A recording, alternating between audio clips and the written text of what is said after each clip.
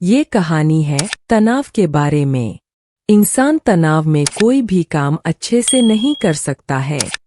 पुराने समय की बात है। एक राजा अपने राज्य में राज करता था। उसका राज्य बहुत खुशहाल था और राज्य में धन धान्य की कोई कमी नहीं थी।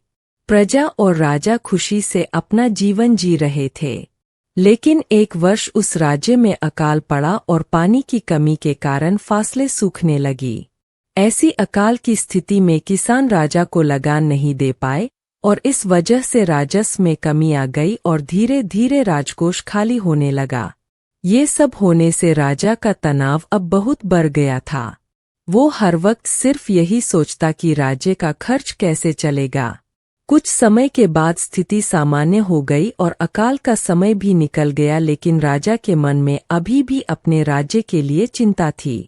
राजा के दिमाग में अभी भी हर वक्त यही रहता कि अगर राज्य में पुनः अकाल की स्थिति आ गई तो क्या होगा। उसके अलावा भी वो दूसरी चिंता करता रहता, जैसे कि पड़ोसी राज्य का भय और मंत्रियों का षड्यंत्र आदि। वो इन सब चिंता के कारण रात को अच्छे से सो भी नहीं पाता था और उसकी भूख प्यास भी इस तनाव ने छीन ली थी। वो अपनी इस हालत से परेशान था। राजा जब भी अपने राजमहल के माली को देखता तो आश्चर्य में पड़ जाता, क्योंकि दिन भर मेहनत करने के बाद वह रूखी सूखी रोटी भी मजे से खाता और पेड़ के नीचे आराम से सोता था। राजा को कई बार उस माली से जलन भी होती थी। एक दिन राजा के दरबार में एक महात्मा आए। राजा ने अपनी समस्या उस महात्मा को बताई और उनसे ये भी कहा कि आप मुझे इस समस्या को दूर करने का कोई उपाय बताइए। महात्मा ने राजा की समस्या को पहले अच्छे से समझ लिया और बाद में राजा से कहा कि तुम्हारी चिंता की जड़ है तुम्हारा राजपाट। तुम अपना राजपाट पुत्र को दे दो और इस समस्या से मुक्त हो जाओ। राजा ने कहा, लेकिन मेरा पुत्र तो सिर्फ 7 साल का है, वो कैसे राजपाट संभालेगा। महात्मा ने कहा, तो फिर तुम अपना राजपाट मुझे दे दो और इस चिंता से मुक्त हो जाओ। राजा अपना राजपाट उस महात्मा को देने के लिए तैयार हो गया और उसने अपना राजपाट महात्मा को सौंप दिया। इसके बाद उस महात्मा ने राजा से पूछा कि अब तुम क्या करोगे।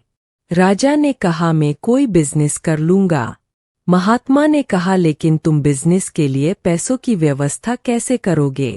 अब तो सारा राजपाट मेरा है और इसलिए राजकोष के धन पर भी सिर्फ मेरा ही हक है। राजा ने कहा, कोई बात नहीं, मैं अब नौकरी कर लूंगा। महात्मा ने कहा, अगर तुम्हें नौकरी ही करनी है तो तुम्हें कहीं और जाने की कोई जरूरत नहीं है। तुम राजमहल में ही रहकर मेरी ओर से ये राजपाट संभाल लो और मैं अपनी कुटिया में ही रहूंगा। राजा ने कहा, अच्छा ठीक है। अब वो राजा महात्मा की नौकरी करते हुए राजपाट संभालने लगा और महात्मा अपनी कुटिया में चले गए। कुछ दिन बाद वो महात्मा फिर से राजमहल में आए और उन्होंने राजा से पूछा कि बताओ, अब तुम्हें भूख लगती है या नहीं। तुम्हारी नींद का क्या हाल है। राजा ने कहा, अब तो मैं हर रोज अच्छे से खाता हूँ और मुझे हर रोज अच्छी नींद भी आ जाती है। राजा ने महात्मा से पूछा कि मैं पहले भी राजपाट का कार्य करता था और अभी भी मैं वही कार्य करता हूँ, तो फिर ये परिवर्तन कैसे। महात्मा ने मुस्कुराते हुए जवाब दिया कि पहले तुमने अपने कार्य को बोझ बना लिया था और तुम हर वक्त उस बोझ को अपने दिमाग में लेकर तनाव के साथ घूमते थे, लेकिन राजपाट मुझे सौंपने से तुम अपना सारा कार्य अपना कर्तव्य समझकर करते हो और इसलिए ही तुम अब तनाव मुक्त हो गए हो। अगर हम अपना काम बोझ समझकर करेंगे तो हमारा तनाव और भी बढ़ेगा, इसलिए हमें अपना काम अपना कर्तव्य समझकर करना चाहिए। दोस्तों, ऐसे ही वीडियो देखने के लिए बने रहे चैनल पर। इस वीडियो को लाइक करें, सब्सक्राइब करें, बेल आइकॉन को प्रेस कर लें, कमेंट करके अपनी राय ज़रूर दें। धन्यवाद।